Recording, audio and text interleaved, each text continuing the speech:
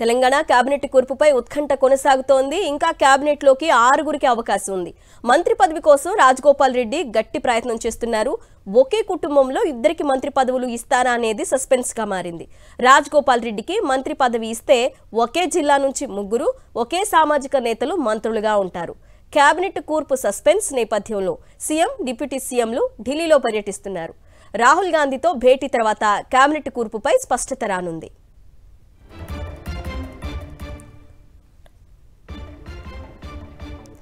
సచివాలయం నుంచి మరిన్ని డీటెయిల్స్ అందించడానికి మా ప్రతినిధి రాకేష్ సిద్ధంగా ఉన్నారు. రాకేష్, మంత్రివర్గ విస్తరణకు సంబంధించి తాజా అప్డేట్స్ ఏంటి? తెలంగాణ కేబినెట్ విస్తరణ నేపథ్యంలో మంత్రి పదవులు ఆశిస్తున్న నేతలందరూ కూడా ఢిల్లీ పర్యటనకు వెళ్తున్నారు. ఏఐసీసీ నేతలతో తమ ప్రయత్నాలు చేస్తున్నట్టుగా తెలుస్తోంది. ఇప్పటికే మల్రెడ్డి రంగారెడ్డి, రాజగోపాల్ రెడ్డి లాంటి నేతలు తీవ్రస్థాయిలో కూడా వాళ్ళకు సంబంధించిన సన్నిహిత నేతలతో ఢిల్లీ నుంచి చెప్పుకుంటున్న పరిస్థితి కనబడుతోంది. ముఖ్యంగా సామాజిక సమీకరణాలను అలాగే ఉమ్మడి జిల్లాలను బేరేజ్ వేసుకొని ఈ యొక్క కేబినెట్ కూర్పు అయితే సిద్ధం చేస్తున్నట్టుగా తెలుస్తోంది.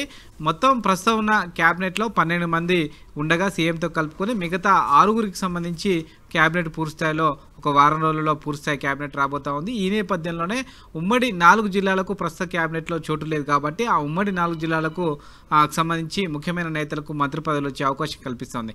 అందులో ఉమ్మడి ఆదిలాబాద్తో పాటు ఉమ్మడి నిజామాబాద్, అలాగే ఉమ్మడి హైదరాబాద్, ఉమ్మడి రంగారెడ్డి జిల్లాలకు సంబంధించిన నేతలకు ఈసారి కేబినెట్లో అవకాశం కల్పించబోతున్నారు. ఈ నేపథ్యంలో ఈ ఉమ్మడి జిల్లాలకు సంబంధించిన కీలక నేతలందరూ అయితే తీవ్రంగా ప్రయత్నం చేస్తూ ఉన్నారు.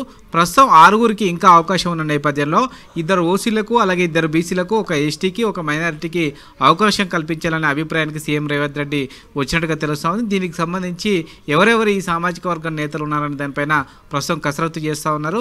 రేపటి ఢిల్లీ పర్యటనలో సీఎం రేవంత్ రెడ్డి రాహుల్ గాంధీతో భేటీ అయిన తర్వాత దీనిపైన కొంత స్పష్టత తీసుకునే అవకాశం ఉంది.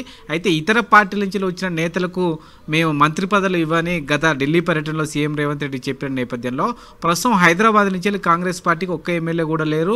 కాంగ్రెస్లో జాయిన్ అయిన దానం నాగేంద్ర మాత్రం ప్రస్తుతం కాంగ్రెస్ పార్టీకి ప్రాతినిధ్యం వహిస్తున్నారు.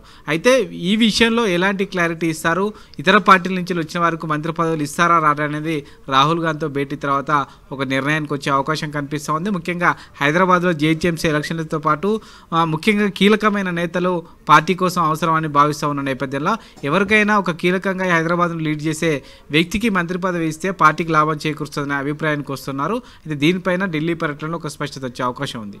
Right Rakesh, thanks for the updates.